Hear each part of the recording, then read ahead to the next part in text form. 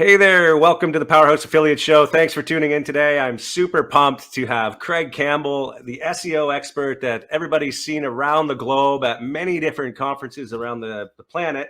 He has over 22 years experience in SEO. He's been everything from an affiliate to a freelancer. He runs agencies. He's done everything, and I think he would be a valuable asset to pick his brain today on the world of digital marketing. So I appreciate you joining us today. I know you're very busy. You are actually in Dubai right now on another conference. So I appreciate that. And please tell us a bit about yourself. Thank you, Joey, for having me. My name's Craig Campbell. I'm based normally in the UK and have been there for all my life. But yeah, I've been everything from a freelancer trying to figure out what the hell this stuff was. When I say this stuff, I mean SEO. And then somehow weirdly had an agency. It kind of just happened automatically. I hired, a web developer. I hired a few more people to do content and stuff. And before you knew it, I had this basis of an agency, and it grew and scaled from there. But I'd done that for about 10 years and decided that I hated clients with a passion.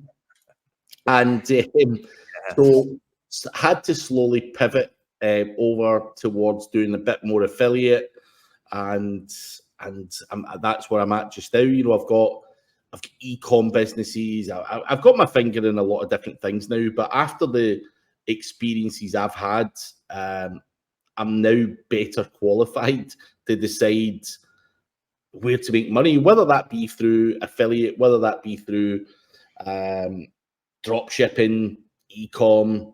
Who cares? It's digital marketing, right? And we want to make money. So the ego's gone. I don't need hundreds of staff in a nice big fancy office talking shit about Google Data Studio and all of that kind of bullshit.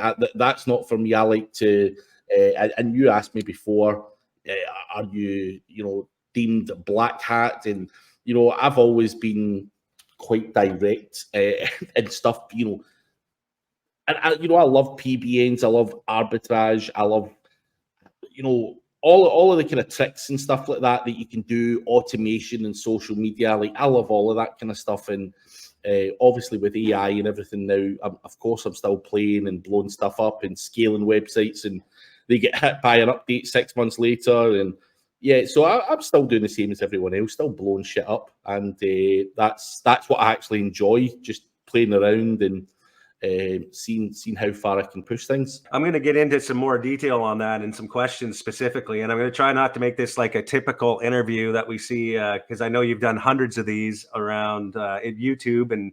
And for the record, yes, Craig does have a YouTube channel with over 145,000 subscribers, and I believe hundreds of videos. So make sure you check that out, and I'll put the link down in the description.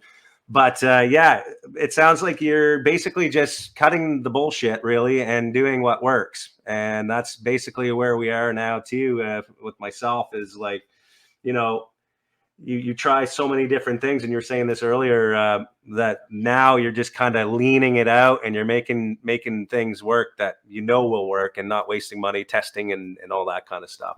That's great. Yeah. I have some warm-up questions, and then we're going to get into some reality checks, and then I'm going to end with a couple of scenarios, if you don't mind. Cool. So the first question is basically, can you tell me what made you decide in the past to come into online digital marketing, and what sparked you to make you think that it was a good idea? This was purely coincidental. There was nothing pre-planned. SEO wasn't really a thing.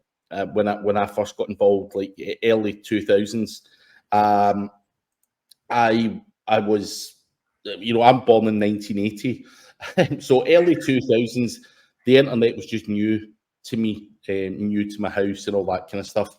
And like anyone my age, just got obsessed with the internet, and it really just stemmed from there. I had a few dead-end jobs, Burger King and various call centers and sales jobs, and absolutely hated them. So I always clung on to trying to do things online because it was new and I didn't really know where I was going in life. I had just left school, bummed around a few jobs, wasn't really enjoying it, didn't really know where I was going, wasn't, getting any kind of further education or anything like that. So really, the web design side of it is where I initially started poking my nose in, and I'd done that for a few years, but I was really a really shitty web designer. They looked really bad, but I thought I was as cool as hell.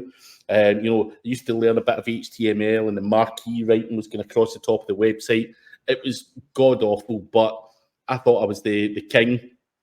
But decided that the kind of online marketing side of it was going to be easier for me, because graphics and creativity are not, even now, I'd love to be able to do good stuff in Photoshop and whatnot.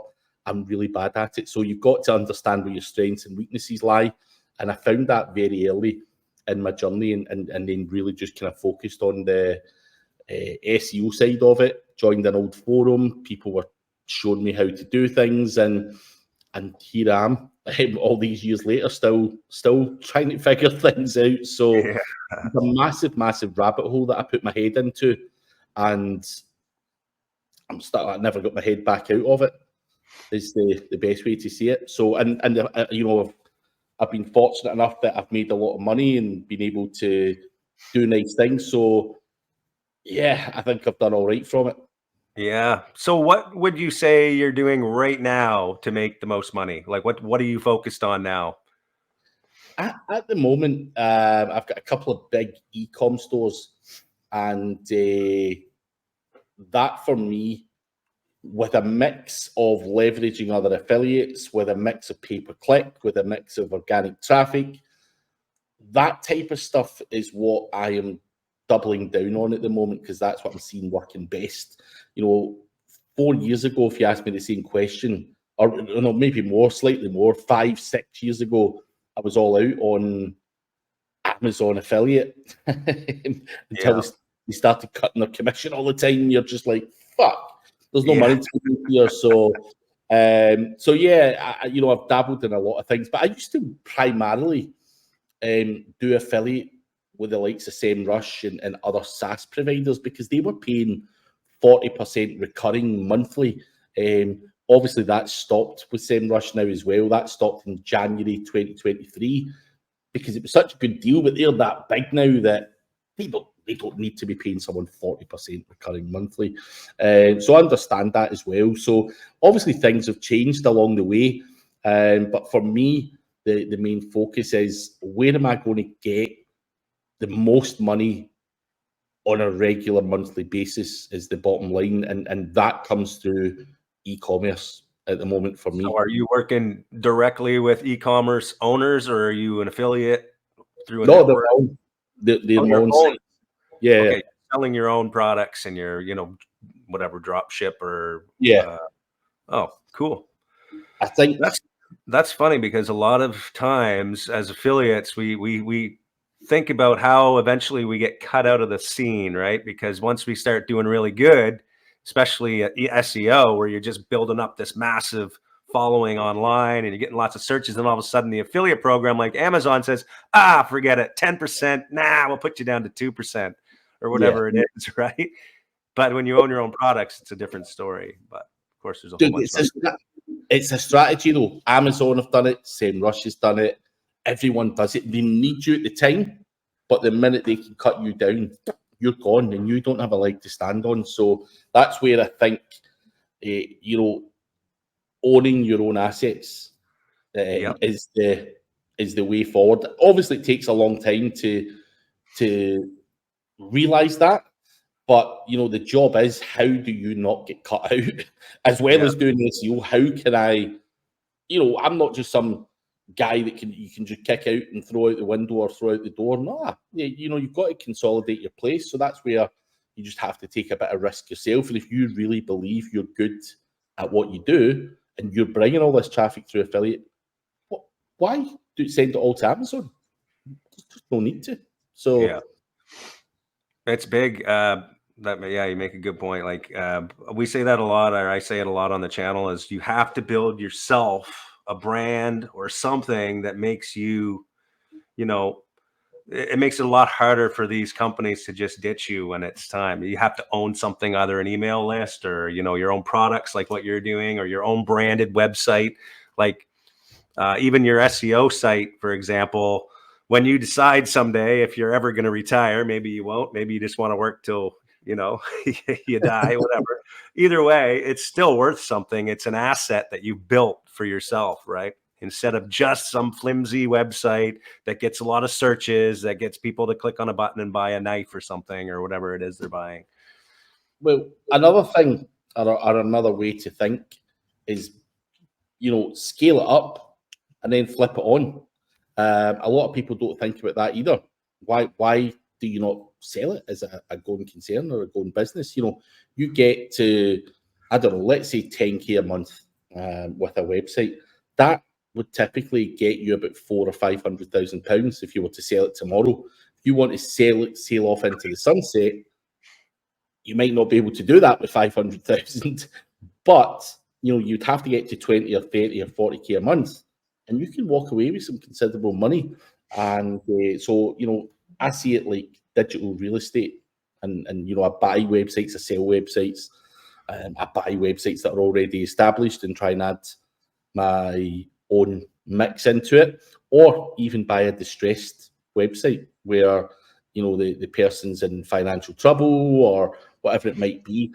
As a digital marketer, you should be able to spot an opportunity and jump on it. So that's another thing I look at. So to get a half £500,000 on a website, would you say most of the traffic has to be SEO in order Yep. for it to be worth that valuable, or would it be? So you get paid between 40 and 50 times your monthly profit, but that's the main keyword there, profit.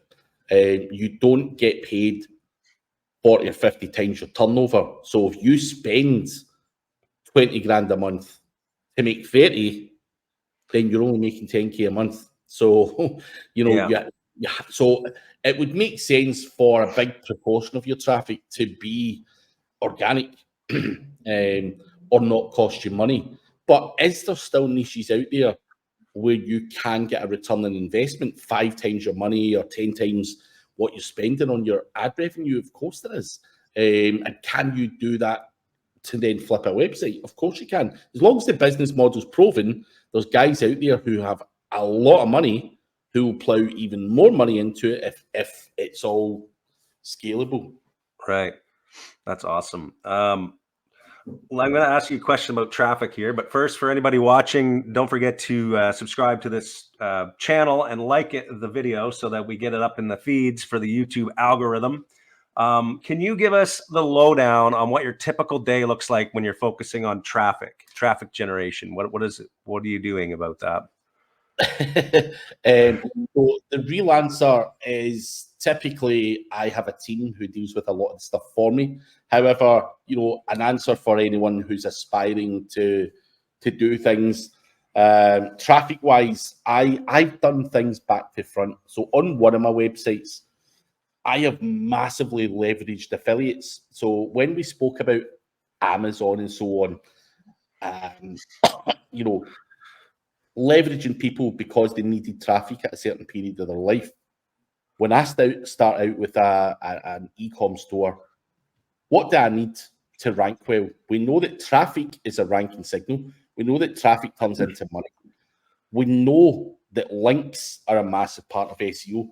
So if I can get affiliates on board who all link to my website, building a whole bunch of backlinks, sending traffic to my website, and whatever else they do, that is something I want to capitalize on. So I do a lot of training for my affiliates.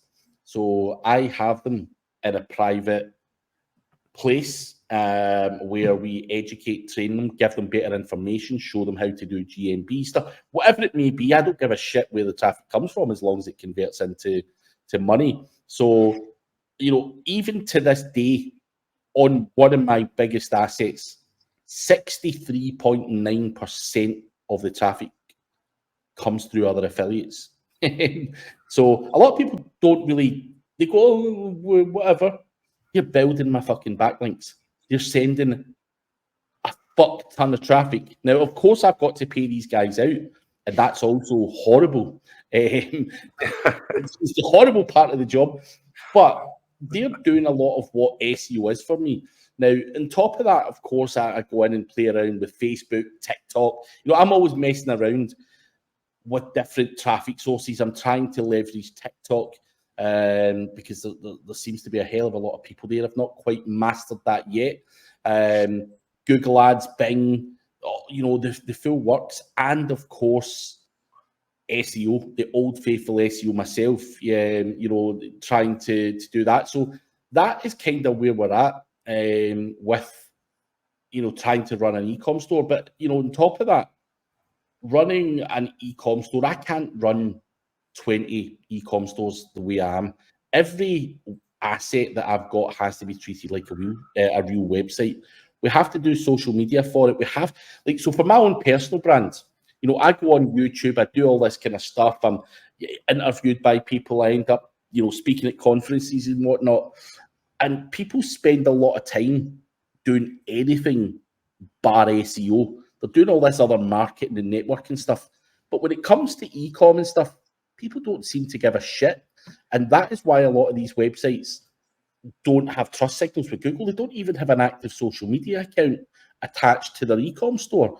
You see all these faceless affiliate websites that are just hordes and hordes of text, no videos, no fun, no nothing to keep people engaged. So I think you've got to go and do all of that stuff for your business as well. And that all costs money or time.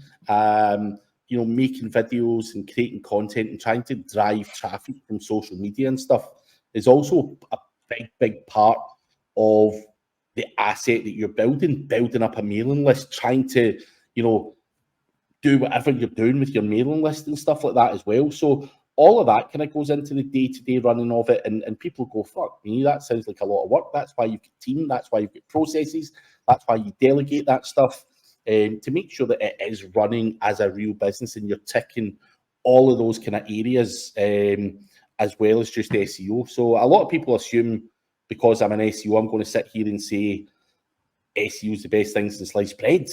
SEO brings in for my main website probably 10% of the traffic. So, am I going to fully rely on SEO the way that I previously have? No, I'm evolving and I'm going to go with the flow and embrace whatever else is out there. And if I can get all of my traffic, listen, I'm going to go back a step. I know a guy who does nothing but Pinterest, and he makes more than £1 million a year. Wow, nice. That's where all this traffic comes from. Now, if I need to sit, now I've never mastered Pinterest, by the way, so I'm not claiming to be a Pinterest expert. If that's what I need to do for the next 6 months to grow my business, then that's what I'm going to do. So you've just got to try and keep up with who's doing what, where's the traffic coming from, because we all know the SEO's slowly getting shoved further down. The organic search getting shoved further down. There's crazy amounts of updates. You wake up and if you're fully reliant on organic, you literally shit your bed, 4 or 5 times a year. Wake up going, where's all my fucking traffic? So, so I think experience does that to you, and you're just like, nah, I'm not putting myself in that position again. So I'm looking at a combined approach.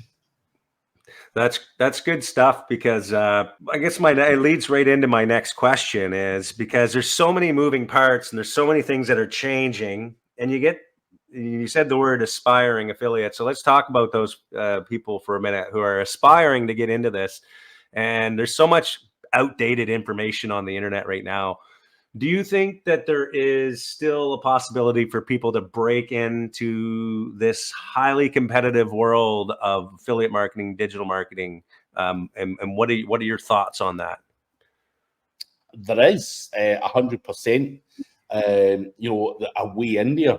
The barrier to entry is a lot higher than it was, say, 10 years ago. There's a lot more people doing it. You know, it's just the way things go. The industry has evolved. People are technically better at SEO. So, you know, there is competition. You're not going to just, you know, have a little website, put 5 hours a week in and run away with a whole heap of money, as we probably did 10 years ago. You know, so you're going to have to have patience. You're going to have to be careful who you listen to, because like you say, there's a lot of dated or misleading information out there. You know, tools, AI is another one where everyone talks about AI. I don't use AI on my websites to make me real money. I just don't. Do I use AI to assist me with the part of the writing process? Yes. But there's still a lot of human editing and a lot of hard work and effort that goes into that. You know, I see people, aspiring affiliates, always looking to cheat. And I was always that guy as well. You know, when I was there, I just wanted that shortcut, that magic bullet. You know, Joey over there says, this is the best thing. I'm doing this and I'm doing that. You know, you can follow these people, and before you know it, you can round in circles for 5 years, struggling to break even. So be very, very careful in who you listen to. And I'm not saying everyone's full of shit. There's many, many people giving amazing tips and advice online. You know, even at events, networking, go round the bar, people are like quite open to sharing stuff. But again, you've got to spend money getting there and doing all this stuff. So I think that's, you know, any aspiring affiliate. And typically, I see a lot of affiliates following certain people online, and these people are pretty much full of shit. And it pains me. You see people, and you're like, this person is on a pedestal and they've never ranked a fucking website in their life. They're just talking shit. Like, the stuff they say is insanity. You know, and I think obviously when experience, you can smell it a mile away. But as a rookie, I believed everything everyone said. And, you know, I didn't know whether it was a white hat guy. I mean, when I started in SEO, I was following all the Google guidelines and all that pish for 5 years. You know, don't build links. You know, Google's going to organically reward you with natural links. You know, let's say you're a shitty plumber in fucking Toronto, for example. Why the hell would anyone naturally build links to your crappy little website? Let's be honest. So, you know, again, I believed that for a while. And you kick yourself after it. You're like, what a fucking douchebag I am. So I'll just emphasize to anyone, be careful who you follow. Yes, that's so funny, because it's so funny that this conversation is leading right into the next questions. But when you talk about the backlink thing, that's so funny, because I never understood why people would pitch that, where, you know, if you create good content, people are going to link to your website. I've been creating content for decades and I still don't get like natural, like hundreds of links every month coming into my, like, it's absolute ludicrous. But obviously there's still importance for backlinks, because you're talking about it. So what are you doing for backlinks? Like, I know, like you said, that SEO isn't all your traffic, but let's quickly about backlinks. What is your best strategy for that right now? Again, I would mix it all up. So I'll do a bit of digital PR stuff. I will, I'll buy guest posts. I will do tiered backlinks. I will buy niche edits.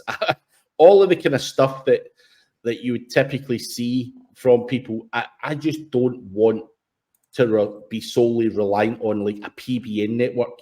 Again, back in the day, I was big into that, and you know, I still do it. Like, you know, that's still part of the mix as well. You know, if I can grab an expired domain name, build out a website on it, it's got a whole bunch of backlinks pointing to it.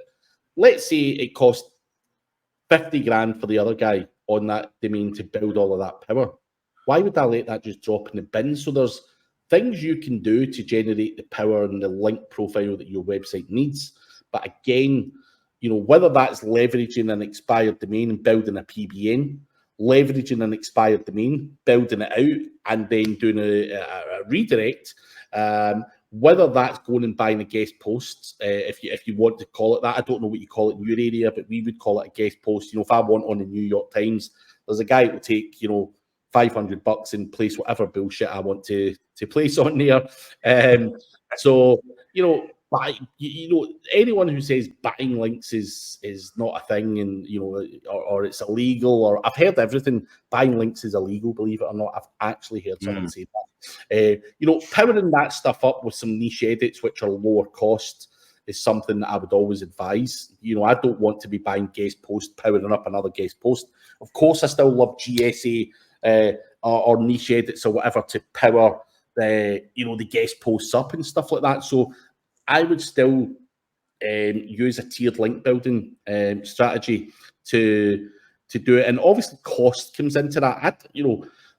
Everyone wants to get things as cheap as possible, so I may have 5 guest posts, and then I may have a whole bunch of other shit underneath it, whether that's automated stuff, whether it's some niche edits, whether it's some PBNs or whatever. Who knows? Yeah. But it depends on the competition. What are the competition doing? And I want to beat it. And you'll find out a lot of people are just buying the standard guest posts, and that is what they're calling really good link building. But I need some shit that you can't get. So if it's me and you going head to head, Joey, I need some shit that you can't get your dirty hands on, because I know you've probably got enough money to go and buy 90% of what I've got. But how do I get the upper hand on you? And that's where maybe PBNs, redirects, or stuff, or maybe a person is just get access to a certain amount of websites, and I take them out for a nice meal and schmooze them up. And whatever it takes, I want to beat Joey. It's always what goes on in my head. Not Joey, and but you get the point. No, I get it. Yes, competitor, then I don't give a shit. If I need to go on a date with someone, whatever it takes to get that link, I will do it. That's awesome. So how do you keep up with all of this? I know you're constantly traveling around the world, all these conferences. Do you have special insider forums online that you guys are all talking, or is there places that you... I've got a private mastermind that I run where there's a lot of people in it, a lot of friends, a lot of people from all over the world who do different things, do different testing. So the private mastermind, believe it or not, which I run, actually teaches me quite a lot of other people's problems. I'm not big into local GMB stuff, for example, but a lot of my friends are, and talking, fuck, reviews are not sticking anymore, this and that. You can't get phone verification anymore. You can't do this. Google are clamping down on that. So again, you hear that, and obviously you try and play around and all that kind of stuff as well. So, but also traveling to conferences, again, as a speaker, everyone will go, yeah, it's all right, get up there and being the speaker, but the conversations that you have with other people at bars or whatever it might be, it just keeps you on top of the game. But I've also got a close circle of friends who I would consider to be really good SEOs. And again, we're always helping each other. And, if I'm shit at, I've never found, I'll mention Pinterest again. No one's fucking good at Pinterest that apart from the one guy that I know, and he doesn't even know what he done. The guy that gets all the traffic doesn't know what he done. He's just like, dude, I don't know what I done, but it's fucking there. So we'll phone up, who's the best guy at Pinterest, get him, meet him, get a course, whatever. So you're always buying courses and trying to dig for the information you need. But the Pinterest one is still one that has eluded me so far.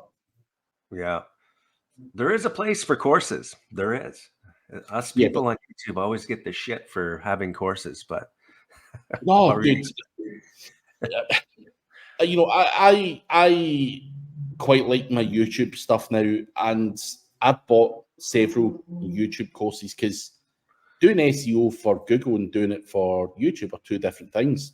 So I have bought people's courses and found them very, very, very worthwhile. So you're right. Courses, there still is a place. A lot of people slam it and go, you motherfucker, course seller, you brokey, because you can't do any work, you're selling courses or whatever.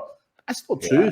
That is not true. In certain cases, there's a lot of guys putting out good courses with the current method of what is working, but they normally charge a few quid for it as well.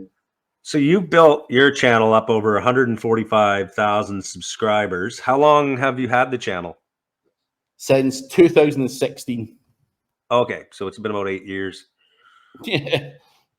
Yeah, that's pretty good though. Like it's a tough industry talking about digital marketing because it's so competitive and there's only so many searches for it, as you know. There is. I mean, to be honest, with the YouTube, it blew up massively through COVID. So all of the old courses that people say are fucking useless, I uploaded a whole bunch of old material that was private to YouTube through COVID, and that got me 50,000 subscribers overnight.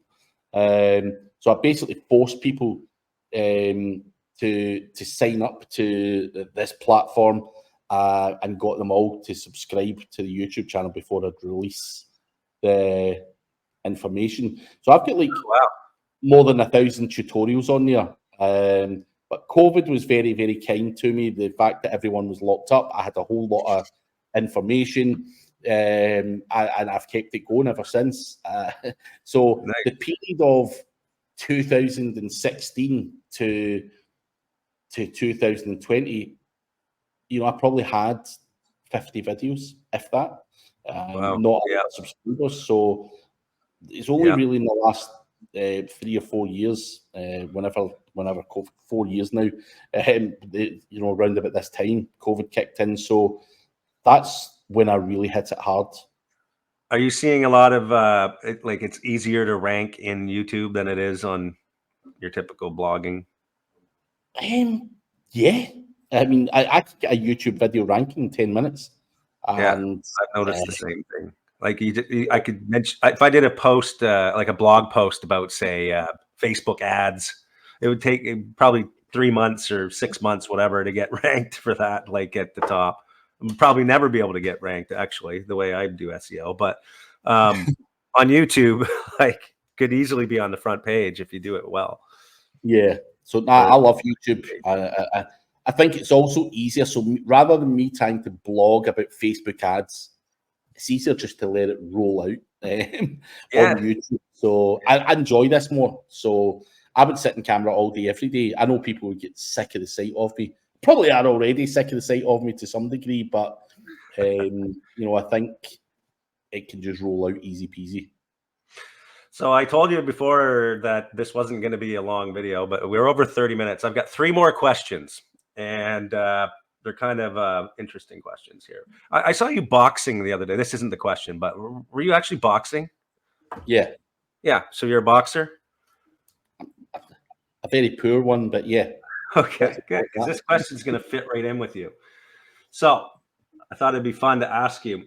Imagine this. So you've been told that you must earn $2,000 a month within 6 months, or else you have to get bulldozed in the boxing ring with Tyson Fury. How would you accomplish this? 2,000 a month. Would I have any starting cash, or am I starting with nothing? Let's say you have cash. The quickest way to get traffic and highly converting traffic to Facebook ads is really, really good. You know, if I was starting out with cash and I had the right product at the right price, I would be very confident that I could get that easy peasy. You know, I think the key things here are, we know that Facebook can expose us to the right people. The big thing is the right product and the right price of product, because I have to be able to pay for the Facebook ads, as well as, you know, feeding myself, as well as paying for the product somehow. So that's where it's important. I've dived into niches where it wasn't really paying for itself. You know, I would always advise people to go after products that are £100 plus or whatever, so that there's margin in there for you to be able to attack it properly. So yeah, I would be very confident that I could do that with just paid Facebook ads, to be honest. Yeah, I like Facebook ads too. I've actually been doing a lot more focus on it. I used to actually do black hat Facebook on casino and stuff back in the day, but and then I got burnt out because of the fact that it seemed like before COVID, even doing white hat would get you banned. Like everything was getting banned. And I think over the last few years, or the last couple years maybe, it feels like the AI or the automated system is smarter and it's not banning things as aggressively as it used to, I feel. And it's easier to run Facebook ads now. And that could be just I don't know, just what I'm seeing, but I don't know. It works well for me too. So Yeah. Awesome. And next question. If you could go back 10 years and tell your younger self in 2014, we'll say, an SEO strategy that would be a complete game changer, what would it be? And how would you have convinced yourself, younger guy, to listen to you? oh God. What strategy? I mean, I've always been a kind of links guy, a link builder at heart. 2014, I was doing very well, but I had an agency. Trying to think what strategy. Listen, a big thing here that I found quite a while ago, probably round about that time, that sending traffic to a website page works wonders for its rankings. I wish I'd known that earlier, because I've sat there position 5, struggling, building more links, tweaking the contents, nothing's moving. You throw some traffic at that and you will start to see things moving. So probably traffic. Now, when I say traffic, that could be push notifications. It could be a big email list. It could be a paid Facebook ad. It could be whatever you can get. You know, I used to run ads from Quora ads, really cheap, to send traffic to a certain page. Some people may call this click-through rate manipulation. So I've always found that real traffic has been a massive needle mover. Now, I used to have an impression in my head. So I used to do social media posts, right, to the page in question. And I used to see a jump in ranking, and I used to run around to everyone saying, fucking social media post to your page is fucking, that's where it's at, do this, do that. Now, was it the fact that I was posting in social media, or was it the traffic from the social media that was helping? And later, you know, years gone, after that, I realized it was the traffic that was moving it, not the fact that I was posting on social media. So I used to say to people, dude, you've got to push this, push that, pump that all out all over your Twitter and everything. And I thought it was the social media that was doing it. But oh wow, nice. So did that still work today? Like, yeah. So would you say push traffic would probably be a good strategy for that because it's so cheap? Yeah. Yeah. So there is a need for push traffic still. Yeah. Because I find the push traffic doesn't, like on some platforms at least, it doesn't convert as well as it used to. It may not convert as well to sales. Will it improve your rankings? You know, if it's real traffic, then it will. You know, let's say you're stuck in position 6. You've built all the links, you've done all your on page and all that stuff. How else are Google going to decide whether you should shoot up into those top positions? It's got to be engagement. They have to look at the engagement. And if someone else is 10,000 clicks and you're position 5 getting 500, then I'm sorry, you ain't moving them with another few links. So, right. And so Google knows this through your Google Analytics that's on there and stuff like that, right? That's what you're referring to. Yeah. Very cool, man. That's that's a nugget. Last question, and then I'll let you close. SEO has evolved in ways we can hardly imagine. And what do you think is one prediction for the future? I know for sure that organic traffic is somehow going to be crushed altogether. Whether that's 5 years, whether that's 25 years, I don't know. All I can see is from when I started to what I see now, I've got to scroll to get to organic traffic, which is horrible. But I think all I would really advise people is just try and embrace everything that's going on out there. You know, if there is maps that are there now, or featured snippets, or whatever niche you're in, you know, try and get involved in that. You know, I know a lot of people who, and I'm myself, you know, I don't want to be doing schema and grabbing featured snippets, but if that's where the traffic's at, you've got to embrace it and get involved, or bugger off and sell up and go and stack shelves somewhere in Walmart or whatever.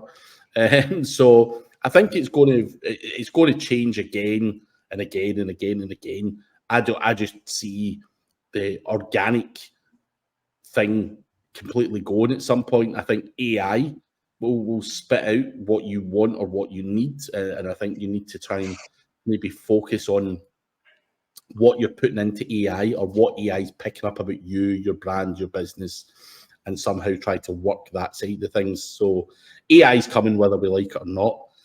What does AI say about me? Obviously, I go in and ask it questions about me, but where does it pull the information from? And that is what you need to try and figure out and try and feed this, because it's still learning. But if you're missing out on this, you might not even be there when the AI spits out the search results. So I think you're going to see some weird, crazy shit. And I think trying to train or manipulate the AI is something that you want to try and consider. Yeah.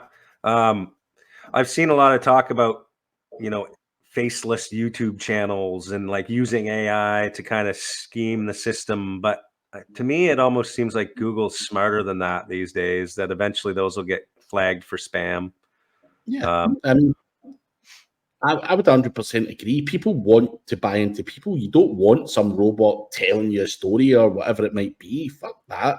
And you don't know whether it's the truth or it's telling lies. I mean, that's dangerous. So, yeah, I think Google will let people do that for a period of time. They'll let them get away with it. And then I think they'll smash it that fucking hard that it's going to weed out all the stuff for them. So these people are eventually doing the cleanup operation for Google. By doing this, that's how I see it. But I may be wildly off the mark, but I don't trust that people get away with it for too long. Yeah, I think the moral of the story today is you need a lot of different revenue streams to build something successful today, and not just rely on one platform or traffic source. And I think everybody eventually is going to need to incorporate some type of paid media into their strategy moving forward. Yeah, it's essential. Well, I certainly appreciate your time. Do you have any closing remarks, Craig?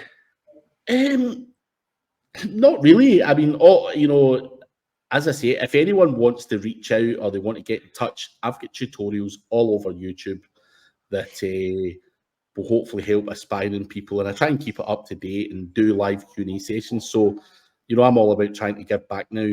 I don't have anything I can really sell you unless you want to pay for consultancy time or whatever it may be. And that's it. Simple and easy. I'll definitely be over there. I like your stuff, man. I've been watching some of your videos and appreciate being able to get you on the channel here. And maybe we'll revisit this in a few years and see where we're at, or a few months, whatever it is. And hopefully I'll see you at the next shows. Yeah, definitely. Yeah. Give me a shout, dude, and it'd be amazing to just have a beer. And yes, I love the beers. Don't we all? Yeah. All right, man. Appreciate that. Thanks a lot. Cheers.